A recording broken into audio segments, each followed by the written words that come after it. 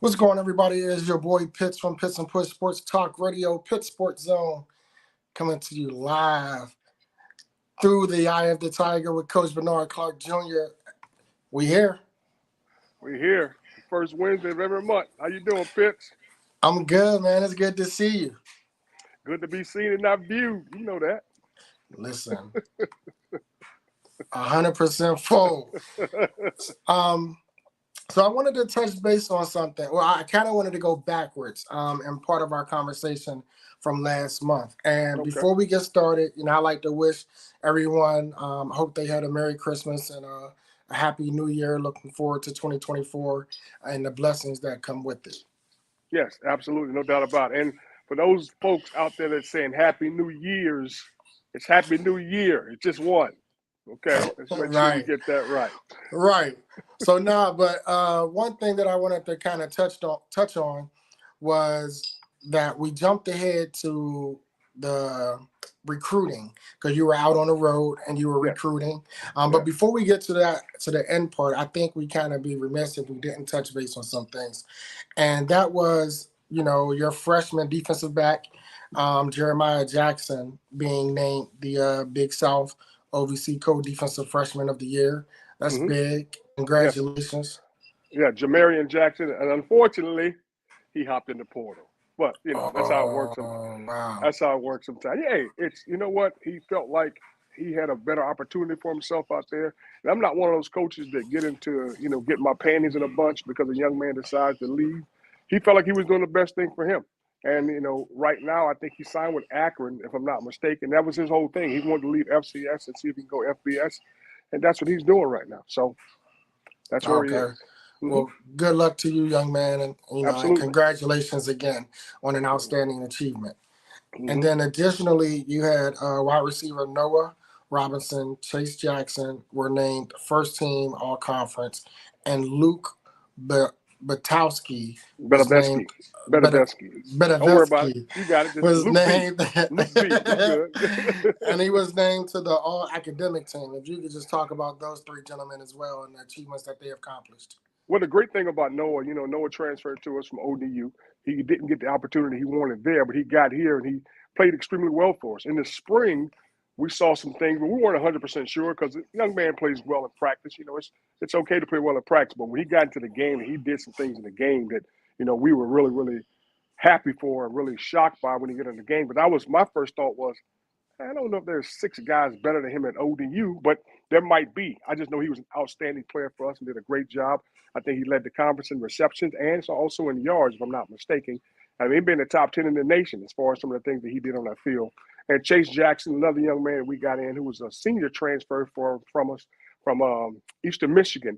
And the crazy thing about Chase in that last game, we also had to try Chase out at quarterback because Chase was actually a quarterback when he first went to Eastern Michigan, and then he was moved to tight end, and he did a great job for us because that last game, as you and I spoke before, our starting quarterback, Zach Tanner, after our other 2 quarterbacks went down with concussions, right.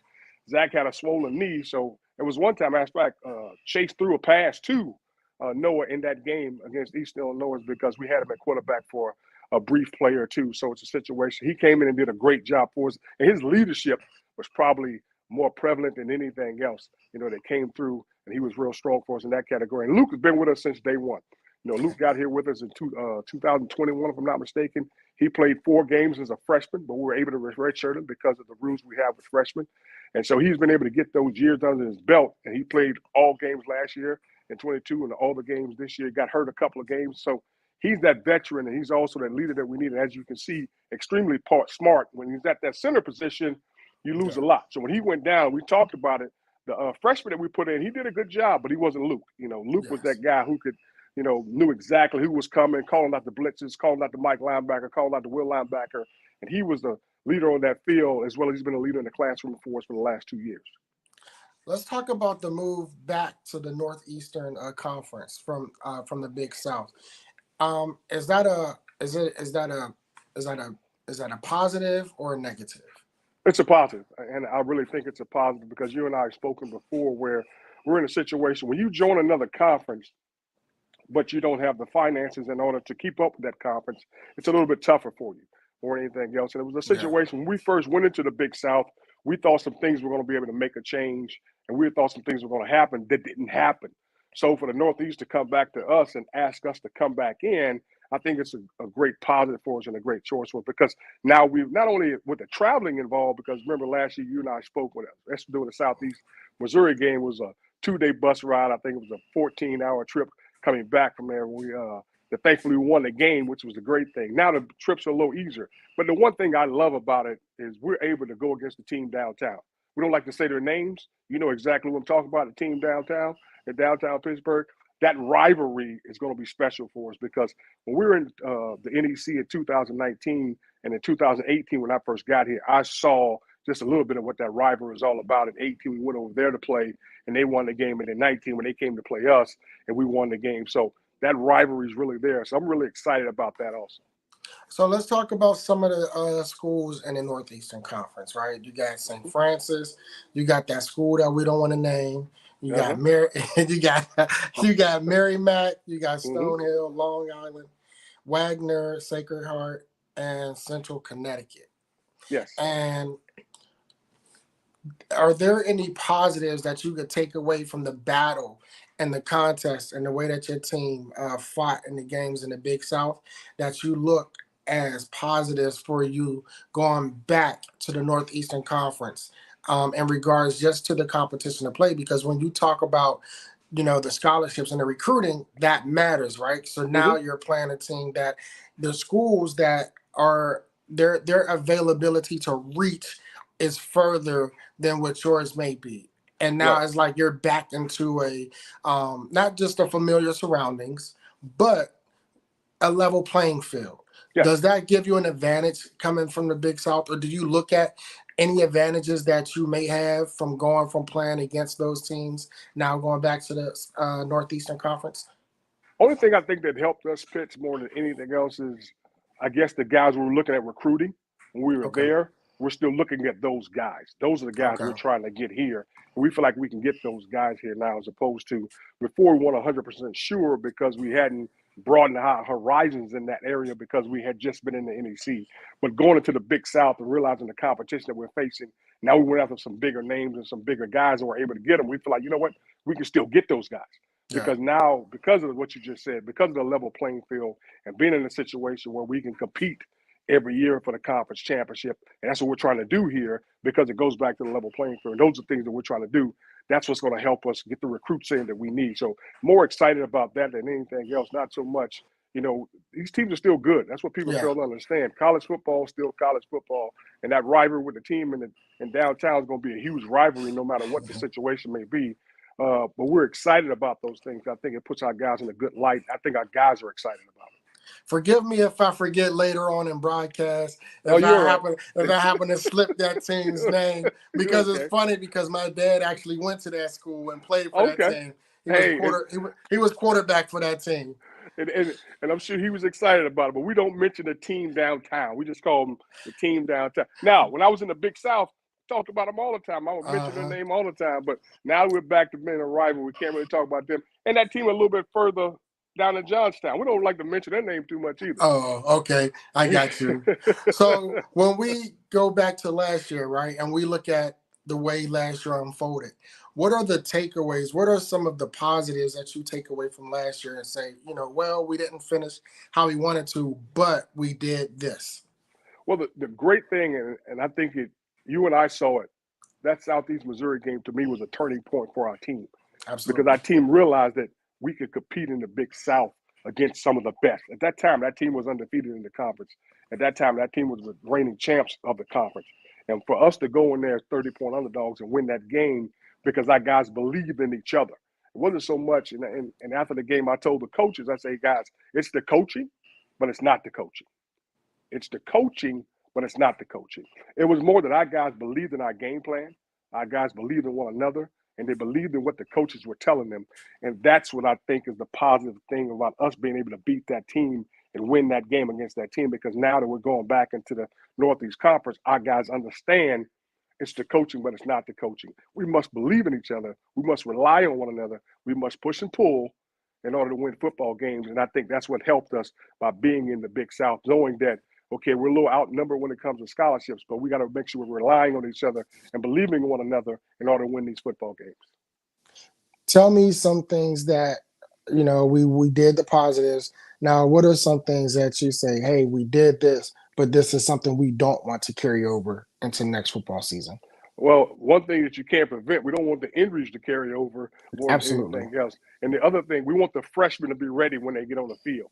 Like when Luke went down and we put that freshman, redshirt freshman center in the game, he was a little nervous. He wasn't ready to go. We got to get him game ready. That's what it boils down to. When our starting defensive end went down, we put the guy in the reserve in to try to get him ready to go. We got to figure out to get those guys game ready to be ready to go. It's no different than, and I hate to say this name, it's no different than the Georgia and the Florida State game, because people can say what they want to say. They can say they opted out. They can say this, but what it boils down to is those young men had an opportunity to shine against Georgia, and it didn't happen. Because I talk about it all the time, and I think I told you when I was at Miami, there was a sign that went from the locker room to the training room, just like I have on our door, from the training room to the locker room. It says preparation plus opportunity equals success. Are Right. you ready for those opportunities? So when those opportunities come to you, you got to be ready for them. And I think some of our guys weren't ready for those opportunities when they were thrown in there. That backup center, he played as hard as he could, but was he 100% ready? Right. And that's what the situation was. That backup tight D end, was he 100% ready to go? Those backup safeties, when we lost both our safeties against Bryant, we had to put redshirt freshmen there who hadn't played. Were they ready to go? So I think that's what's extremely important, getting everyone ready to go, coaching the guy who's at the bottom of the totem pole as hard as you're coaching the guy at the top of the totem pole so they can be ready to play when it's time to go. Because I think that's what happened with the Florida State-Georgia game. It wasn't so much those guys opted out. I think those guys that got in there who thought they were ready to go because they're playing at Florida State realized, ooh, I just bit off a little more than I can chew, because they weren't ready. They weren't prepared for that situation. And I'm not saying anything about them opting out. That has nothing to do with it. I'm talking about being prepared when it's time to go. So, I'll pivot back to what I was going to ask you, but since you brought that up, I do want to ask this: does that not, when we talk about getting one guy ready or two guys ready, talk about the strain or talk about the challenge that it is for the coaches when you're talking about, one or two guys opting out, to where you're talking about 10 guys on your defense. So you only got one starter on defense. Then you talk about on offense where you think you have the flexibility and you don't. You have about 7 starters on offense. So theoretically, you're looking at 2 totally different sides of the ball on offense. What's the challenges in that, though, for Well, you there's as some a challenge. coach? Well, there's no doubt there's some challenges there, but I also think throughout the year, those young men have to mentally, and you and I talk about it all the time, you have to get mental reps. You Yeah. have to get mental reps. So when you're ready to go, you got to be ready to step into the game. It was so funny. I was listening to a podcast the other day, and Ed Reed was on there. He was talking about Sean Taylor was redshirted when Ed Reed was there. Hmm. He was a redshirt freshman. He wasn't playing. Ed was playing. So you're telling me Sean Taylor wasn't ready to go if Ed would have got hurt? Nah, he So was ready. exactly, that's what I mean. So are you ready to go? That's what it boils down to is the young man that's behind the starter. You have to always be physically and mentally ready to play, because you never know when that opportunity is going to come for you. You never know when you're going to get that chance. And that's what was instilled in me over and over and over at the University of Miami when I read that sign, preparation plus opportunity equals success. And to be honest with you, I can't remember a guy when I was at Miami, when he got his opportunity to play, he didn't take full advantage of it. Yeah. And that's what it boils down. Are you going to take full advantage of that opportunity? It's no different than a team that steps into the Super Bowl and they talk about how great they are. You step into a championship playoff game and you don't play well. I had a coach at the Cincinnati Bengals, his name was Dick Seltzer. And Coach Seltzer looked me in my face. I was like, Coach, I just had a bad day. No, you cannot have a bad day on game day. That's what he Hmm. told me.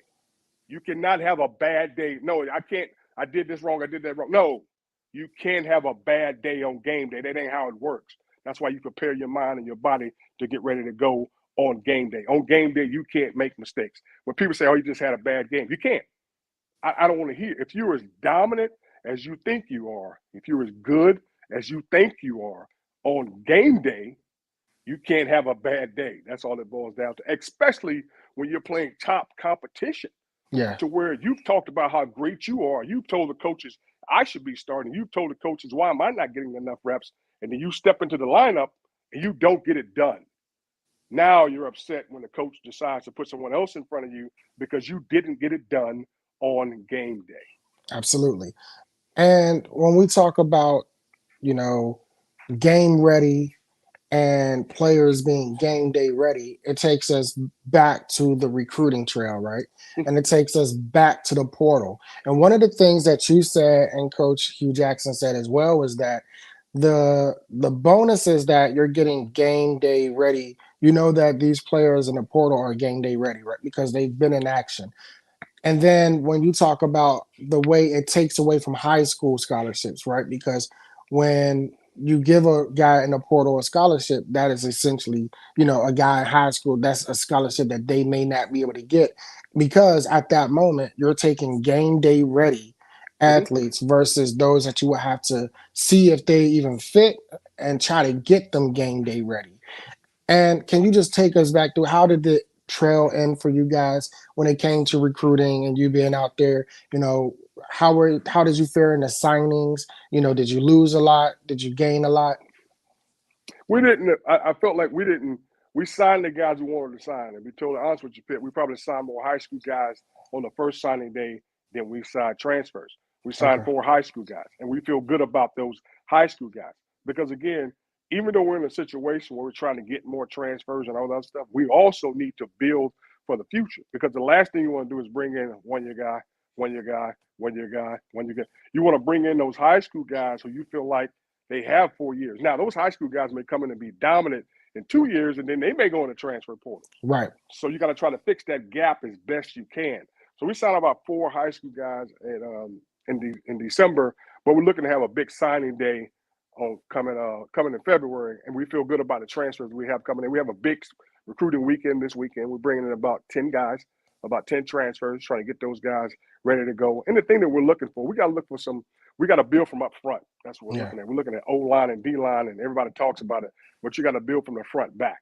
And that's what it boils down to. So that's what we're looking at. We're trying to get sure we can get a couple of transfer guys here. But at the same time, we still need some offensive high school linemen that we feel good about that can come in and learn from those guys who are in front of them and get those mental reps that we're talking about and get those physical reps. Don't waste reps in practice. Make sure you're getting better every day in practice. And we need those guys to learn and grow. So when they get in there, the speed won't be too fast for them, or that game ready speed won't be too fast for them. But we felt good about the guys that we signed, and we're going to feel good about the guys that we signed come February. And I know that, there's a couple guys I know. I don't know who you guys have signed or which high school guys, but I know out in McKeesport, and I know they got some big, nice, some freshman linemen. One named Keys. I watched some of his highlights. Somebody sent it to me. He's a very physical, big, long arm radius kid. Great grades as well. But so when February hits, are you still looking for players, or does that end? Have you used all scholarships? How does that typically work? No, we haven't used those scholarships. We'll have a certain amount of scholarships mid-year, and then Okay. obviously once May gets here and we have other guys graduate, we'll have more scholarships then. So you're constantly recruiting, and that's why you're constantly in the transfer portal. You're constantly looking at high school guys because you also have a situation where with us, we do what's called stacking when it comes to scholarships. A Okay. certain amount, they're going to get a certain amount of money academically, and they're going to get a certain amount of money athletically. So we stack it in order for them to get a full scholarship. That's how we go about doing it. So a young man, let's say a young man has a 2.8 GPA, and we're like, well, come May, he graduates, and it bumps him up to a 3.1. Well, now he gets more money academically. So we might be able to give him a little bit less money athletically in order to get him that scholarship that he's looking for. So things change for us when it comes to academics, when it changes for us when it comes to certain situations. So things change along the way. And you have a young man that, like you said, the young man at McKeesport, somebody may not be on him right now, but because you and I are talking about him, somebody may go look at his film like, oh, I want this young man. Now he may get some offers because of that, because guys are constantly popping up. I mean, I tell people all the time, in the transfer portal, just take a look at the transfer portal. There are 133 FCS schools, 133. There are 133 FBS schools. And I think there's like 248 Division II, and it's like 300 Division III. So how many guys you think are in the portal right now that everybody's looking at? And now take all the high school seniors across America, and how many guys are getting looked at? That's a lot of guys that you're trying to look at. And so there's some guys that are going to fall through the cracks. There's some guys that are going to be good players that may fall through the cracks right now, but then come February, we find them on the list of high school guys like, man, check this guy out. This guy's playing unbelievable. So there are always things happen. So you're recruiting year round. Recruiting is a constant, ongoing. What am I looking for? What kind of wheel that the hamster gets on? Hamster wheel. Wheels. Yeah, get on the hamster wheel. It's an ongoing hamster wheel. And when you look at the players, like I think Jay Jackson, I'll just say Jay Jackson, Jamarian, I believe is how you pronounce his name. Yep. We just call him Jam. We call him Jam. So Jam. Okay. So when you look at situations like that, and you being now in that facing this situation when you have a player who actually, was exceptional on the field, right? And you're thinking that you have this to build on this momentum going into next year, but then you're hit, oh wow, we may not have this kid. How does that reshape your thinking as far as needs and wants and what you're looking at? Well, because of what Jam did and what a couple other guys did, now we got to get corners mid-year. Before, we didn't have to worry about trying to get a corner mid-year, but now we got to try to get in here a guy in here mid-year so he can do spring ball with us. Because Jam knew our system. We bring a guy in and we wait to bring it in the fall. He may be a little step behind here or there more than anything else. And I want everybody to be clear about this. Jam was a young man. He's from Plant City, Florida. We found Jam. No one was recruiting him. FAMU didn't offer him. Bethune-Cookman didn't offer him. I went down there because the coach at the time we got on our staff by the name of Glenn Davis, he was recruiting in that area. And he was from Tampa. He's from the Tampa area, just like I'm from the Tampa area. And we got in touch with this young man, and we went down there and we offered. We're talking about a 6'1" corner. He's 6'1". He's got long extremities. Physical. He does some good things. And he's a guy that needs to put on more weight, but he is slowly getting stronger and faster. And he was a guy. And it just happened. So, and when I told him, he said, Coach, you're the one that gave me an opportunity. I said, Jam, do you think this is the best thing for you? He said, I do, Coach. I said, then you have to apologize to me. But again, it's like I told him, it's like I told everybody else, I did everything I could to keep him from going in the portal because I didn't want him to go in the portal. I wanted him to stay with us. I wanted him to graduate from college is what I told him. I said, man, stay here, graduate. If you become a grad transfer, I'll do everything I can to help you. I think Power Fives will be all over you. He said, Coach, I think I should do it now. And I said, perfect. But understand, you're not coming back here. Once you decide to leave, once you go in the portal, I love you. I'll do everything I can to help you. If a school calls me, I'm not going to badmouth you unless you've done something I don't think is reasonable. But you're not coming back to Robert Morris University because you just told me you don't want to play for Robert Morris University. That's what you told me by going in the portal. I don't want to play for Robert Morris University, which is fine. And I want what's best for you because we're all about developing better men, better husbands, and better fathers. And if that's going to do that for you, then I want you to go do that. But at the same time, you coming back here, in my opinion, you're going backwards because you just told me you don't want to be here.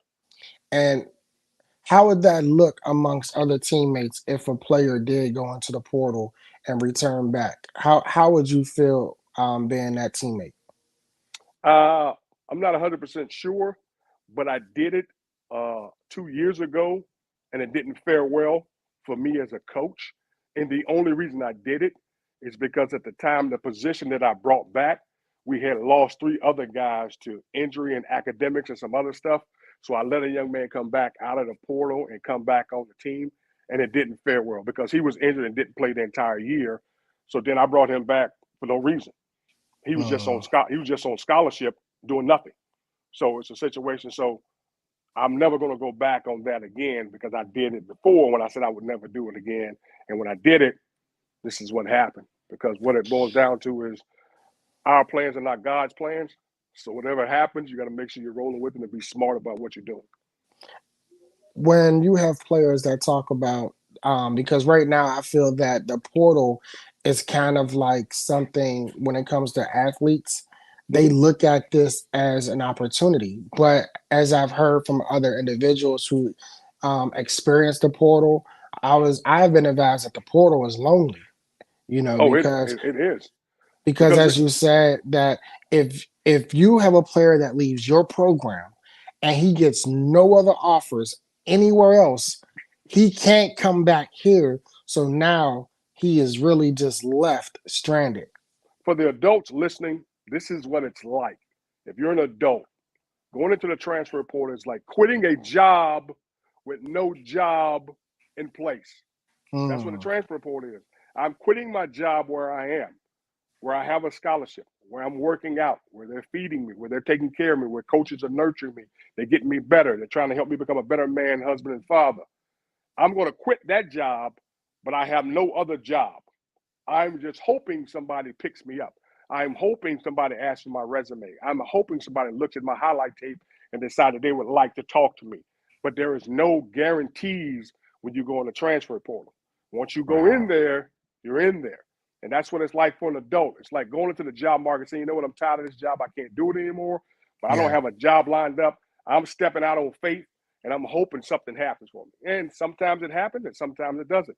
Guys get stuck in the transfer portal. We've had guys reach back out and say, hey, coach, can I come back? And I'm saying, look, I love you. I care about you as a person, but absolutely not.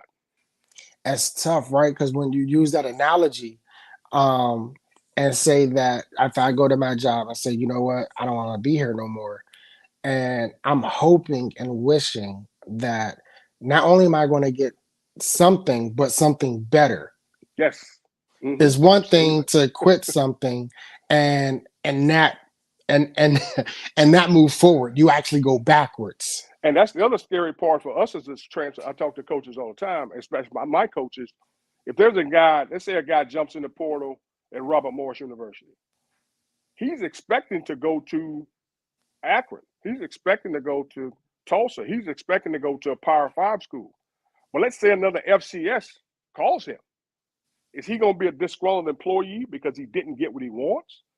It's the same Mm, thing with us. If we're looking at the FCS guy and he jumped in the portal to go to Northern Illinois or to go to Illinois or to go to a Group of Five or a Power Five school, and we call him now because it's late in the game and he didn't have anything, is he going to be a disgruntled employee when he gets here because I didn't get what I wanted? This right, isn't what I wanted. I didn't want this.